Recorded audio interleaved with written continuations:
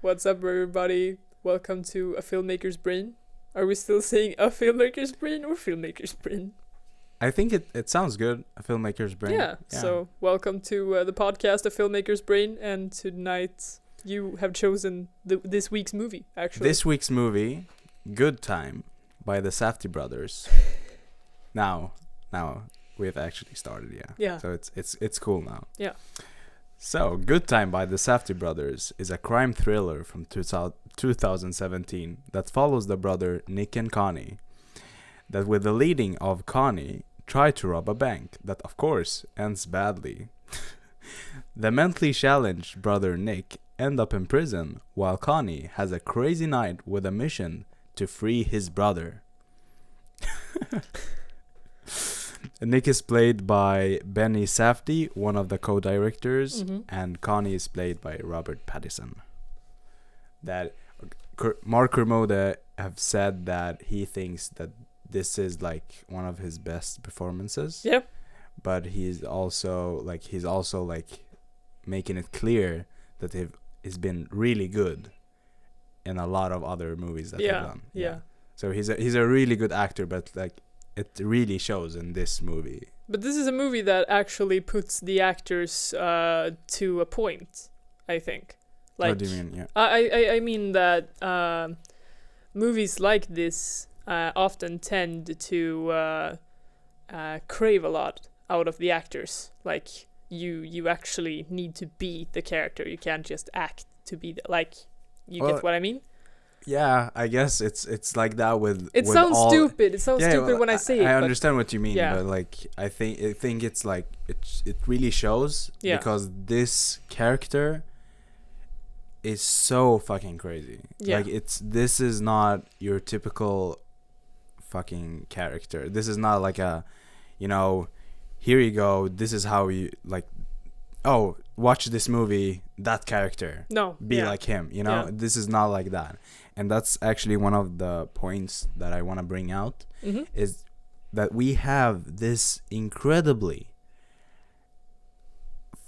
he's a fucking asshole. Yeah. Like this character is not like, and they've done it like really perfectly with just the first scene. Like bring the first scene is telling you so much about the both characters. Yeah. And the only sympathetic like point that you're gonna give to this character, why you think he might be one day a good guy. Yeah.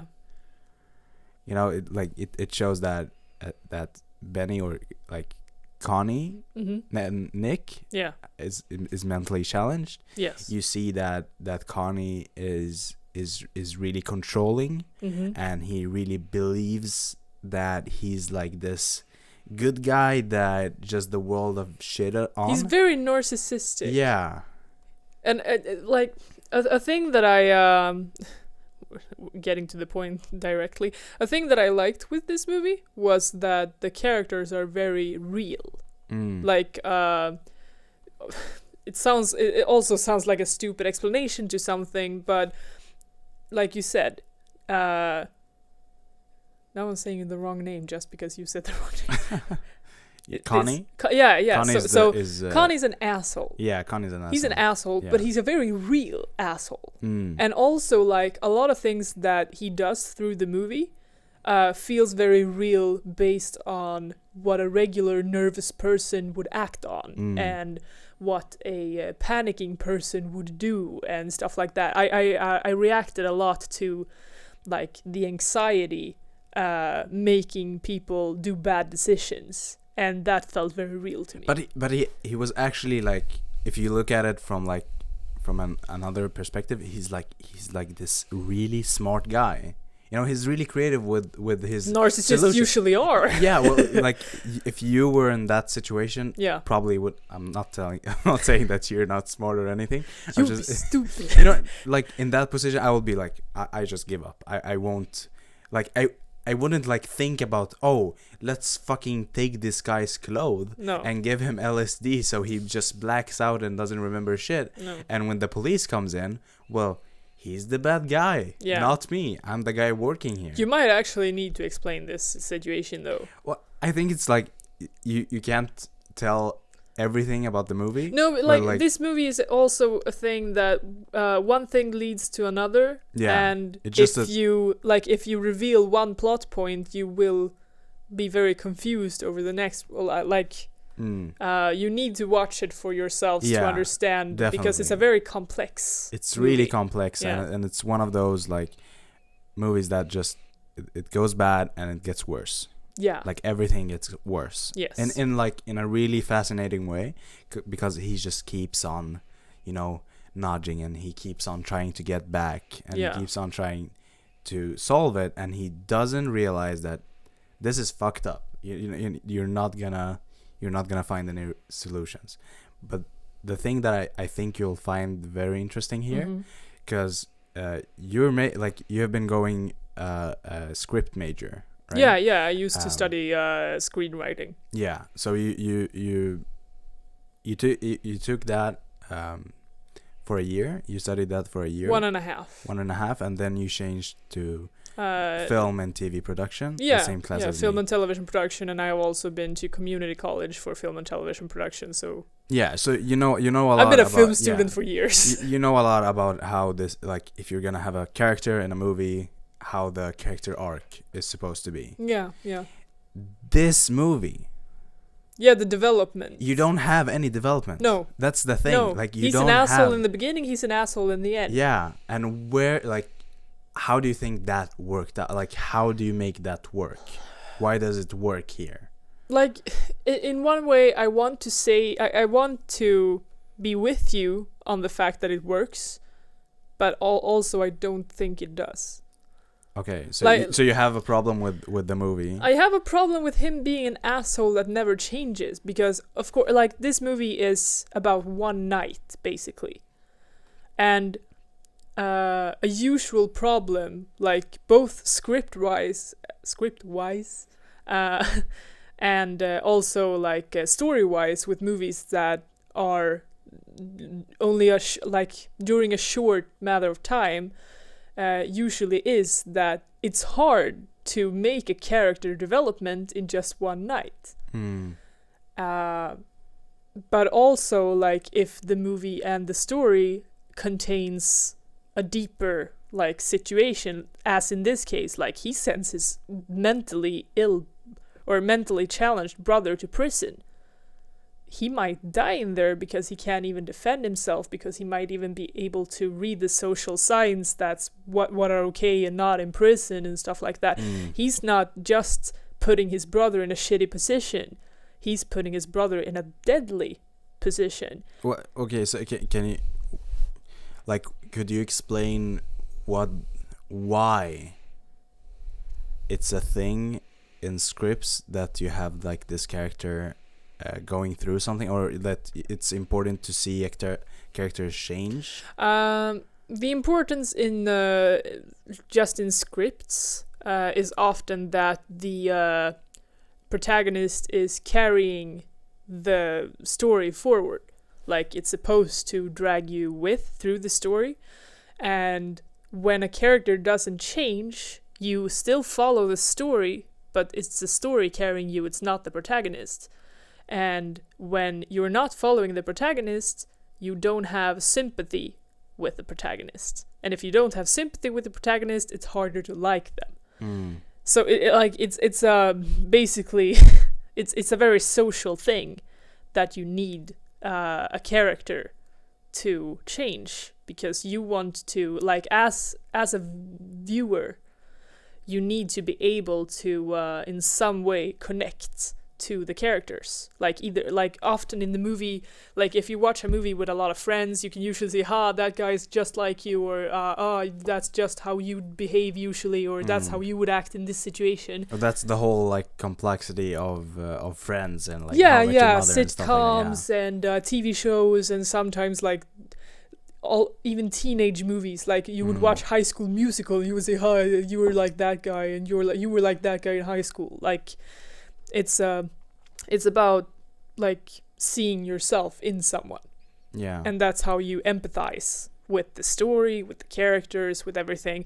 And in a movie like this, it gets complex because it's a complex story, and it's situations that you rarely end up in. Yeah. Like, have you sent your brother or sister to prison recently? Okay, do you want to hear do you want to hear what I think is the thing carrying the story and why it works? Mm-hmm.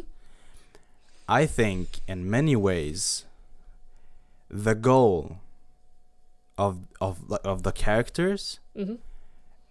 is having a good they're trying to achieve a good time, and what is the basic idea of a good time is a better life. You know, you're trying to have the good time is having a stable life. It's You know, being financially stable, being Yeah. able to feed yourself, being able to have somewhere to sleep, being able to have people around you yeah, that cares. I think that's the whole thing. He's trying. Well, he had this conversation with this guy Yeah. when they're waiting at the guard's apartment, Mm-hmm. and they're he's telling him you ain't shit or whatever. He's like, oh dude, talk real to me. And he's like, oh, so what is going on? What is happening? Were you in prison? And he's like this egoistic fucking asshole. And he's like, shut the fuck up. You're drunk. And they have this conversation. And he's telling him, you're not real. You're just whatever. And he's like, you don't know shit. Look at you. You're drinking. You can't achieve anything in your life. Yeah. You're not gonna be anything. You don't have control over shit. And they have this conversation, and I'm like, dude, look at your fucking life. You know what I mean? Yeah. You're trying so hard to control it, Yeah. but you're not you'll never be able to, because all you're thinking about that you're supposed to have this good life. I think there. But you can't you know what I mean? Yeah, I see what you mean. I think there are dimensions to this film. I think there are various ways that this could have been displayed. And my most basic thing, to not go off into the void speaking about this, is I can that have deep talks over here. yeah, deep talks, of course, but then we will end up 3 hours. But the dimensions of this is that the inner dimension might be that we're talking about two guys that want to have a good time. They dream of a bigger life, a better life than they're having, but they're not willing to work for it. They will take the easy way out. They will say, hey, let's rob a bank and get some money. They won't say, hey, let's get a job and get some money. Well, yeah, that's a problem with Connie. And yeah, of course, he's the main guy because his He's mentally challenged brother just wants to be like his brother. yeah, But that's one dimension. Then we have another dimension of the people that are hit by this, or what do you call it? Are being People that are affected Yeah. by this. And then we have another dimension where I have a favorite quote from one of my favorite authors saying that the world is not a wish granting factory. No, yeah. Which Well, is that's true, which yeah. which applies a lot to these kind of movies, because I've seen a lot of these movies where people tend to go the criminal way because they feel as if they're not worth enough to earn money or go have a job, or they say hey, no one would hire me, or no one would care for me, or and often they show people who's been in the foster system or had bad childhoods or bad parents or whatever. And I think this is a good way of displaying it, and I think it's a bad way of displaying it because it often gives the picture that kids with bad childhoods or whatever tend to end up in criminal stuff. But that's a problem. I don't think he's doing this because of I think he's doing stuff like that because he thinks that he deserves a fucking good time. Yeah. He's been through the shit. asshole part. He had no parents. You know what I mean? So you mean that he his has version of a good time is very very deep dark sympathy for himself. Mm-hmm. He feels sad Yeah. for himself, you know. I think it comes from there, and that's why his ego is so fucking big. Yeah. You know, and that's why he's a fucking asshole, and he'll do anything, because in his fucking universe. Yeah. Sorry, I'm swearing a lot, but like in his we end up fucking in the motherfucking universe. That's how they fucking talk in this movie. Yeah. Well, in his universe, Yeah. like him doing all of that is like the hustle and the you know, putting in the time, and you know, I deserve this shit because I did all of that, you know. But it's not a fucking about that. No, but it's like this movie pissed me off, like in many ways, because I was trying to get here later, but this movie pissed me off, and it pissed me off in a way that is a good thing with movies, like, because it pissed me off in a way that's saying like there are actually people, real people, because he's very real displayed, that feels that they have some sort of free card into this world, where it's like, hey, I don't need to work to get things. I don't need to work to have a good time. I don't need to do the job or do the deed or be a good person or whatever. It's like, I can just do the things that I feel is a good time.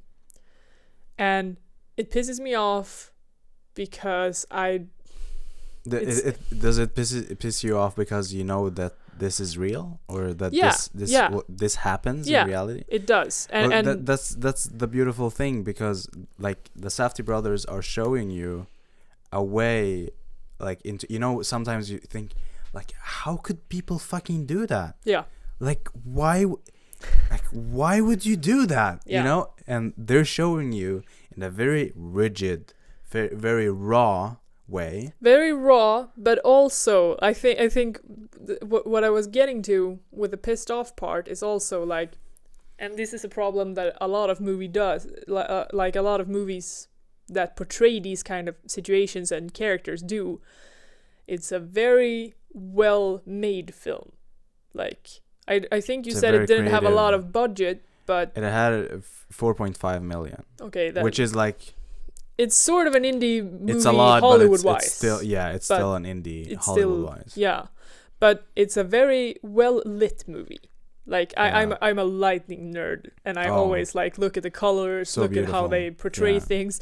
It's a very well lit movie, and the things that I hate, which of course is a point, is that they make it look cool.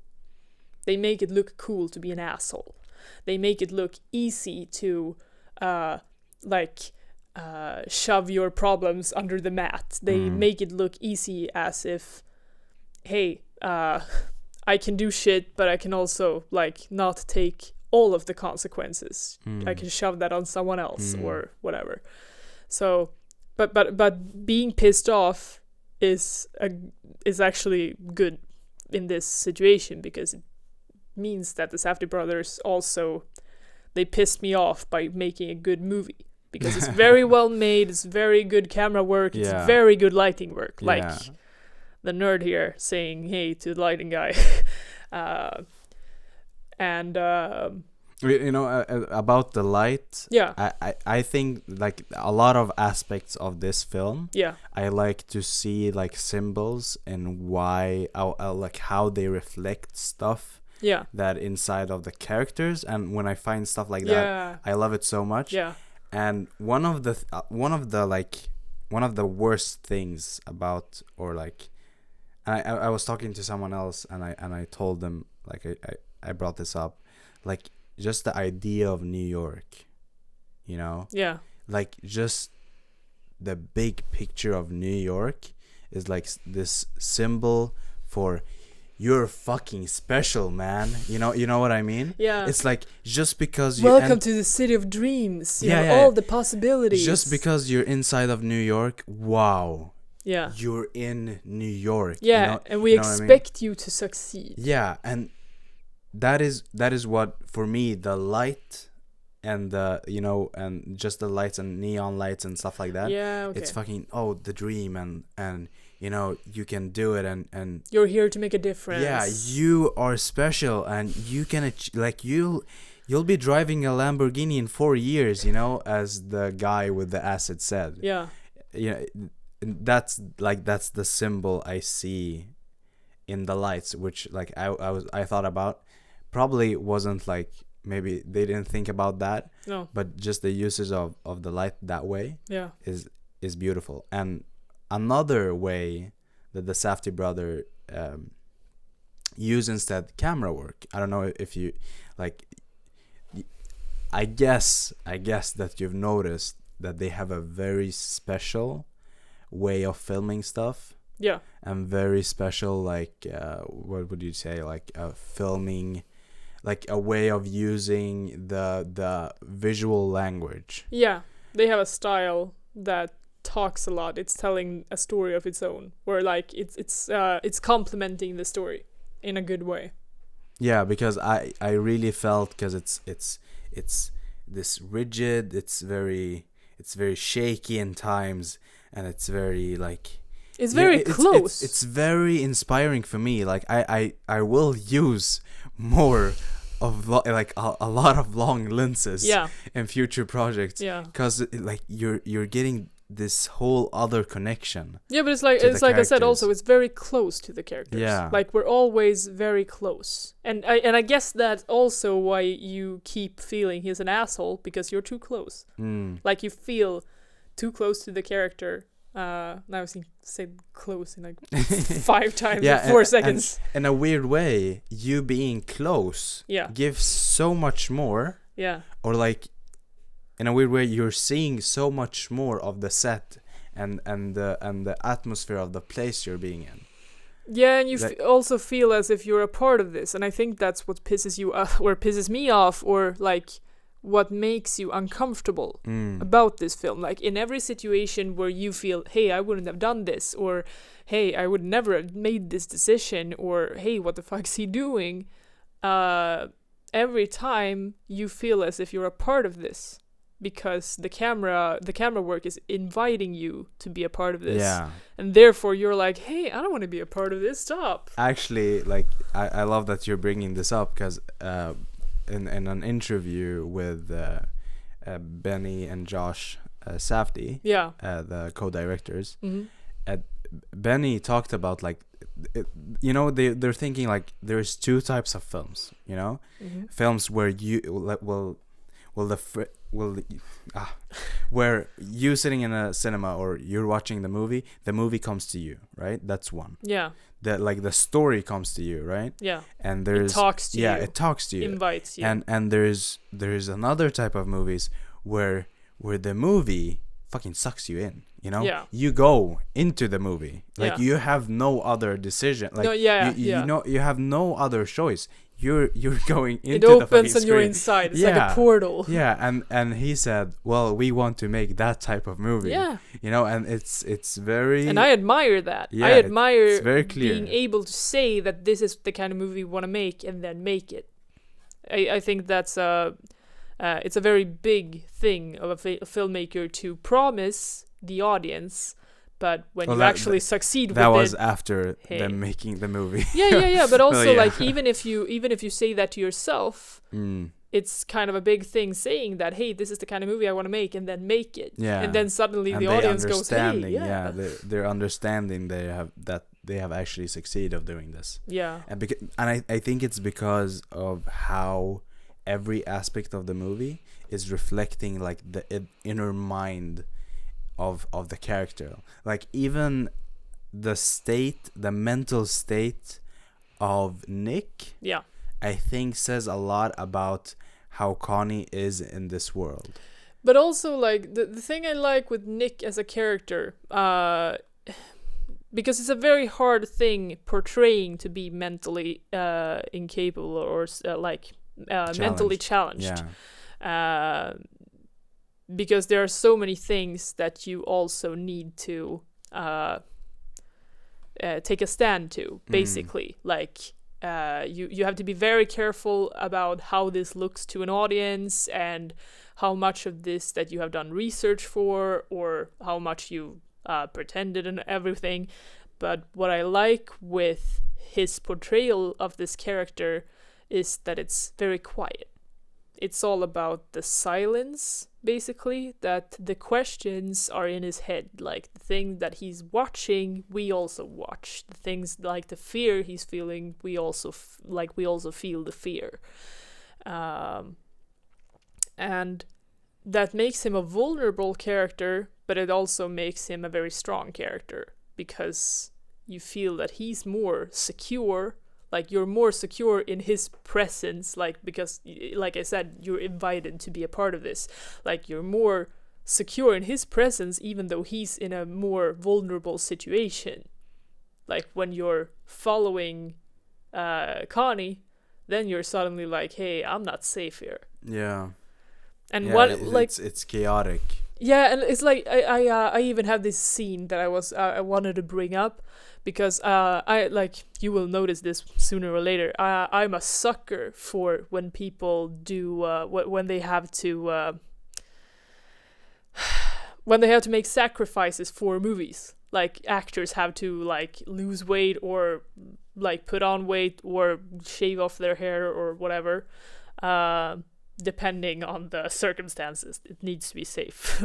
But the thing was, I read this fun trivia thing on IMDb saying that Robert Pattinson had to he had chunks of hair falling off during the shooting, because they did this thing where he had very, very bleached hair in the beginning, and then they do this scene where he's supposed to, like, he decides to color his hair black in this apartment he colored it, he bleached it.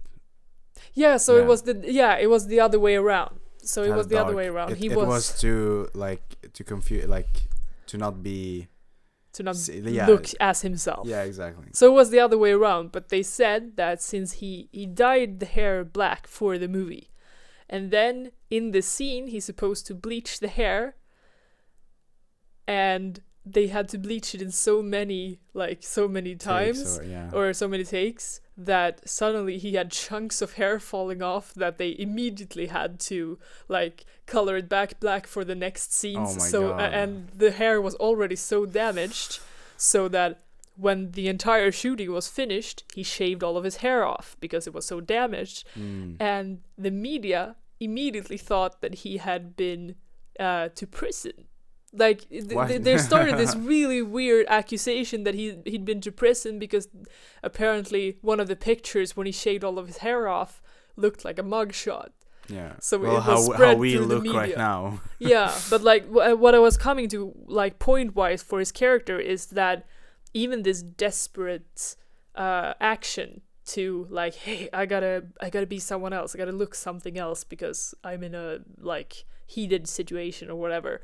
It shows so much to him that he's an impulsive character, that even though he's like, hey, I'm just looking for a good time, I don't give a shit if I, like, as long as I don't have to take any responsibility or whatever to my actions, then suddenly he has, like, a turn. So it's not a development, but it's a sudden turn where he's like, shit, something's happening, I gotta do something new. And I love the portrayal of, hey, I gotta change my hair, because that's also, like, a very anxiety-wise thing that you also see in movies. Like, I gotta change things, I gotta dye my hair or cut my hair off. Or it's always, like, in this, like, state of running away or not being seen, because like, he was on the news and whatever.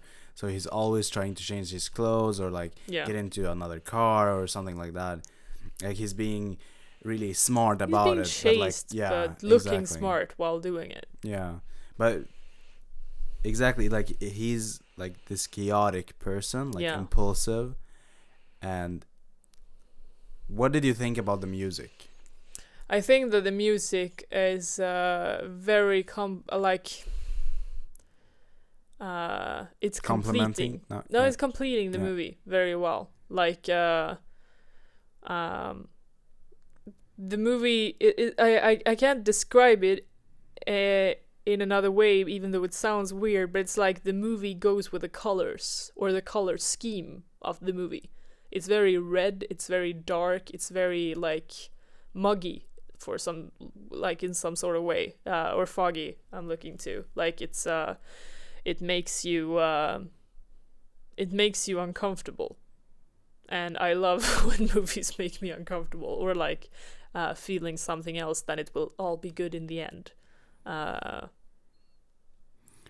Yeah, well, like movie scores are really important for me. Yeah. Like I really listen to how music, or like not, I'll not, yeah, it's music, but like the movie score, how it makes the audience feel, and like what is it giving to the movie, or like what is it telling. Like, for example, Dunkirk, Christopher Nolan's movie, and you have this really intense music from what's his name? Violins, or Hans Zimmer. Hans Zimmer, yeah. This amazing, fucking stressful, like, I wanna die, kill me, like, this is. And it's high. Yeah, it's like, so perfect for the movie, and like it keeps your intensity. And I think they're doing almost the same thing here. They're like, keeping it very up. Like upbeat, yeah, like a very high tempo all the time. It go like, I thought I saw this movie 3 times now, and I saw the latest time was this morning, and watching it this morning, I really focused into the music and when it was like dropping off and when it going up. Like there's these big chunks, where he is, you know, when you just feel like now he's going, now he's going. What are we going to do? Like, where's the solution? Like, what's going on? And like, and these pauses, you know, and which then, makes you nervous. Yeah, so nervous. But as soon as you hear that it's coming back, you're like, oh shit, oh shit, stuff's it's going down now. Like, oh, what he's gonna do? Like, oh, you know, when he before he goes into the room of his brother in the hospital. Yes. It's like when he's with this grandma or whatever. Yeah. And like he was feeding her and drinking like juice with her or whatever. That moment, like that part, very short scene. No music. Yeah. Before it, really high level of music. When he looks out, he first hears the guard going to bring coffee. Oh yeah. And he looks out, and then you know, the music comes like, back. We're going back up now. It's like a roller coaster. And just the composition of the music, it's really chaotic. And I think chaos is a really good keyword for this movie. Yeah. But it's so chaotic, as much as the fucking brain of the character, you know. It's like you're inside of his head. They're using so much different samples. Yeah. To just, you know, it's different tempos, and it's just, I don't know, it's like, it's so good. I really love it. What, like, because we had this question last week, but the other way around, but how do you think that this movie would have looked if it would have been made in Europe or like in Scandinavia? I think New York is a very big part of it. Yeah. But the thing is, so I, like, this movie have inspired me to try and write something in that intensity. But in a Swedish way, or but like in Falun. Yeah. You know? Yeah. Like I want to do, like, because I think, New York is a big part of it. Because like the city is so big and just the entirety of it is so cruel, you know? But it's the big bad city towards the little human. Yeah, exactly. You can be anywhere. The police is everywhere, whatever. Like, oh, the news and like the people. You're seen. You're chased. You're never alone. Basically. And it's just like it's an. I told this to Jonas. Like, Jonas have been on this podcast before. Yeah. I don't know. Jonas is one of my closest friends. Yeah. When we watched this movie, I was like, the Safdie brothers have just like pinpointed the urban style hustle, you know? Just, it's like this urban, like if you live in a big city, oh man, you're hustling, you know? Yeah. You're like working all day, all night. You're like, I'm gonna make it. You know, it's because you have to. You can't just afford being in the big city by being no one. And in a way, that gives into this, you know, I gotta solve it. I gotta make this happen. Yeah. For any fucking cause, you know. Yeah.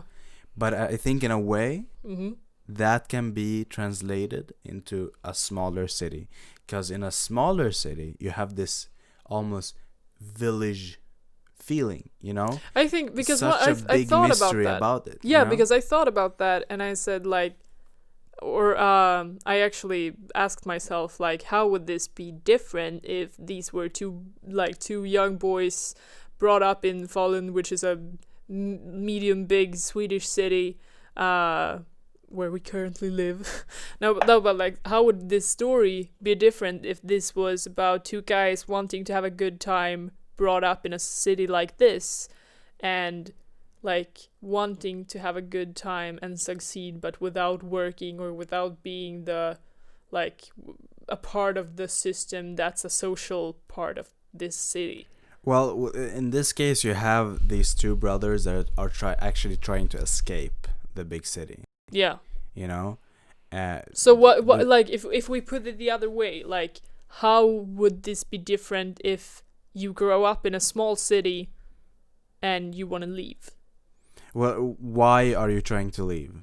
Are you like that's one part of it. Like you have I'm in the screenwriter brain right now, but have, it's like you have all. I can tell you about my idea afterward. Yeah. You know, because I think I've found a good motivation to why this person would be in that situation, or how you could make it interesting, you know, in a way.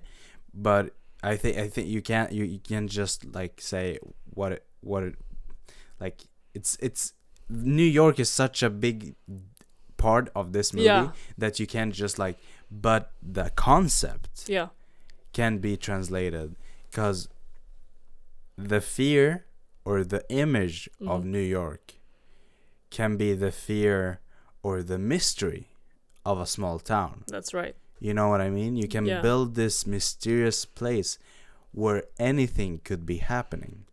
You know? Because I think that as a filmmaker, you always tend to like, or not always, but you often tend to write either about something you know, or either about something you really are curious about but doesn't know a lot about. And like if you're trying to see yourself in the situation, like you grow up somewhere, you want to escape something because of a way, like, or like even if we want to make it easy, I want to have a good time, I don't want to work, what do I do?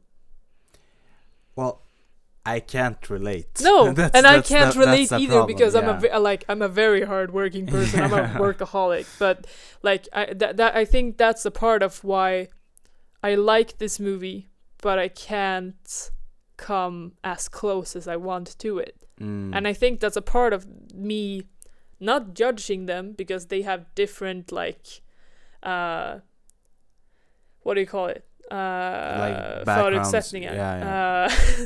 Like experiences. They have different experiences. They've brought up a different way and everything. So I think that one of the reasons why I don't come close to it is that but versions of a good time.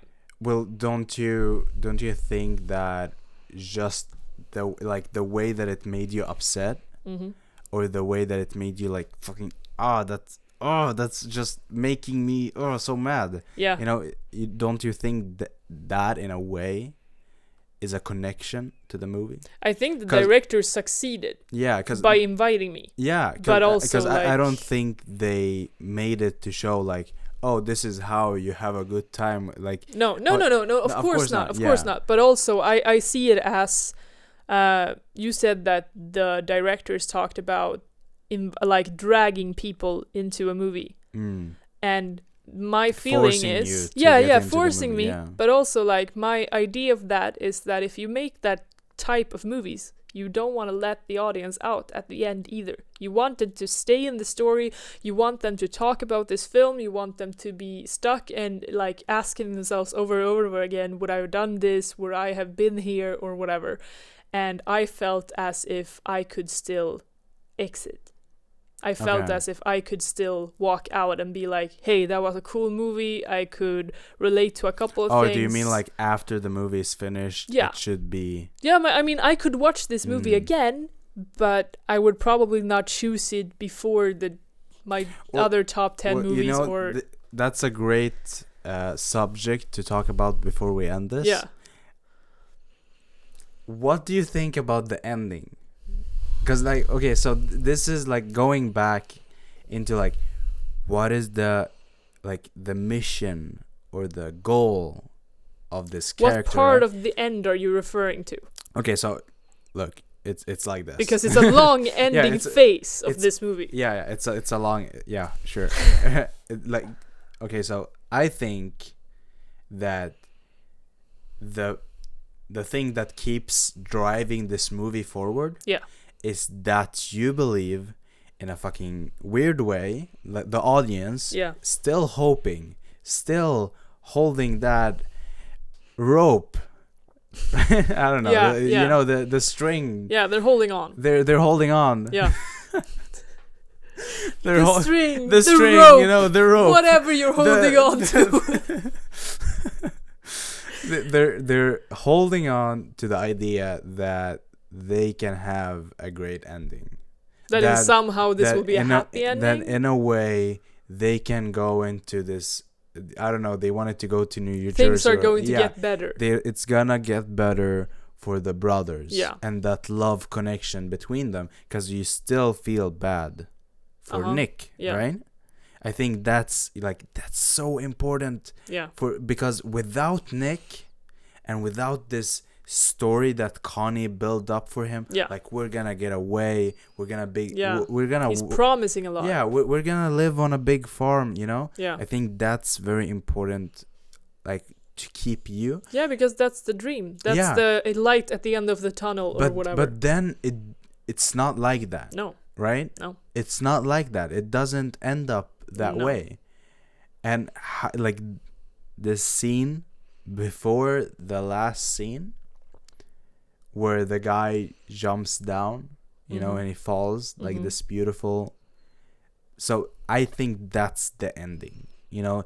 That's like that long picture in the taxi where it like keeps on zooming into him, and he's like has this dead stare. Yeah, for me that's the ending. And I love that it's not like this lame ending. No, they're like, we had a good time, bro. No, but yeah, I guess. No, that's like, the ending for me. Yeah, because so I'm going to answer your question, but not answering your question. I think that, like, Nick is the important part here.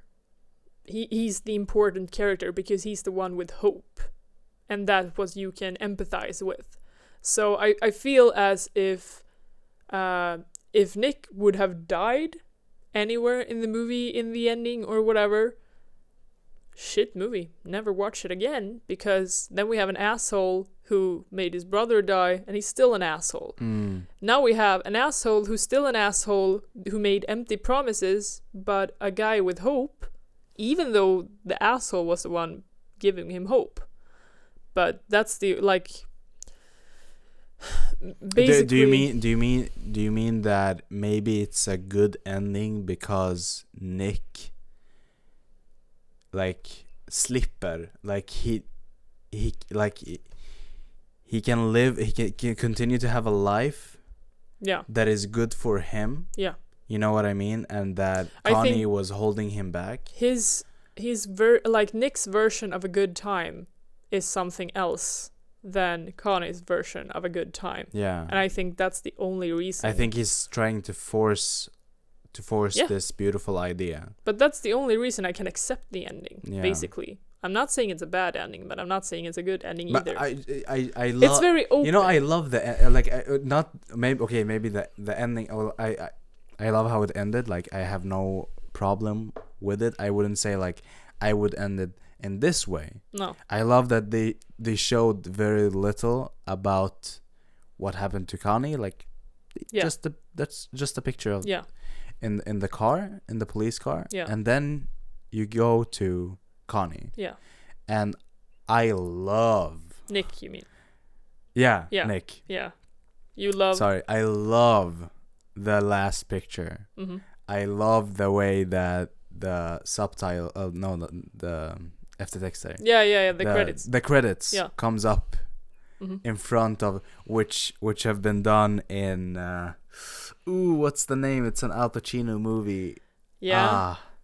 Do you remember which one? I've basically seen all Al Pacino movies, but I saw it with Jonas. It's not Serpico. It's Carlitos Way. Yeah. It's Carlitos Way. They do that too? Yeah. I don't remember. They do it, and it's beautiful. I love it. Like, it just it for me, it tells me that the movie and the life of the characters just continue on. Yeah. You know? Yeah. It's so beautiful. I really want to use it. Yeah. I really want to use it. It's amazing.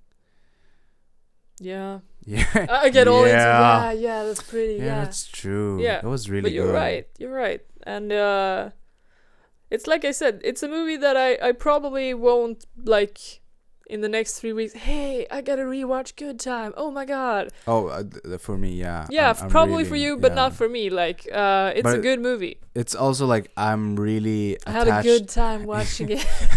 Wow. Yeah. But like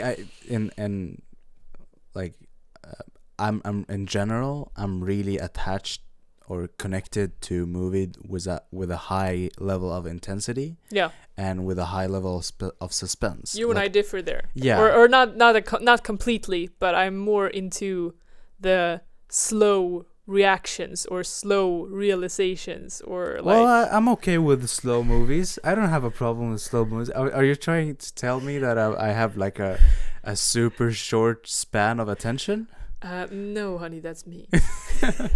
No, yeah, but yeah, movies are the only difference where I like where I can go away from that. Yeah, like we don't like the same movies. Like we do. We appreciate each other's taste in movies, but we can like the same movies too. It's like, but what I think is funny with this, like when we decided to watch movies, this, but this we movie, had like 5 choices. Yeah, but also like not just this movie. Like when we decided for which movies we were making this month for the podcast. Oh yeah. We were all like, "Hey, you choose 2 movies, you choose 2 movies," and we both went like, "Okay." Oh, nice. Like for the other person's we other person's decisions. Yeah, I can do that. Yeah. But also like, hey, that's weird because it's it's a huge difference. Exactly.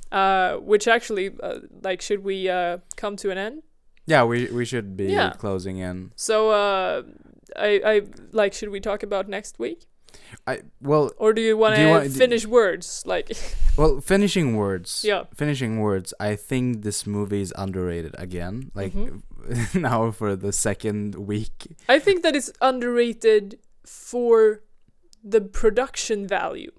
Yeah, and for like how good of a cinematic like the artistic value. Yeah. Like these are skilled filmmakers. Yeah, and also like I might be totally under the sea here because I don't remember about how much it grossed in the US. It grossed like 3.8. Yeah, and worldwide. Also, yeah, and that's really bad. That's bad. Yeah. So like what I was supposed to say was that what is a bummer with this film is that it probably will end up in a movie shop's trash bin, not a trash bin, but where everyone's doing $1 sale or whatever. It didn't get a lot in the cinemas. It won't be shown in schools. It won't be But I will keep on telling people to watch this movie. Yeah. But it's like people like you who will make sure that this movie gets around. And of course, we hope that the Safdie brothers will keep on making films that gets bigger and bigger. Well, they made Uncut Gems after this movie. Yeah. Which like is their biggest project. Yeah. That they made with Netflix. I think that I'm right, that it was Netflix or A21. Yeah. But I think this movie is better than Uncut Gems. Okay. I think Uncut Gems is great. I actually haven't seen it yet. Yeah, so but I think this is like their best. Now there is 2 more movies that they've made that I haven't watched, but I think this is like We're one of the getting best. There. Yeah. But yeah, maybe we should mention like real quick next week. Yeah, so next week we will go away from like we did like sort of a mystery crime kind of thing last week, but with comedy.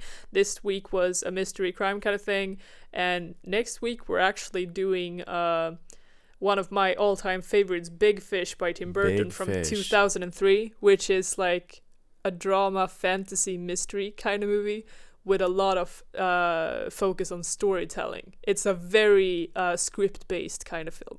I'm really looking forward to it. You haven't seen it at all? Yeah. Yeah. So this is a first-timer. Cool. Oh, first-timer, cool. Yeah. You're a Tim Burton seen it, virgin.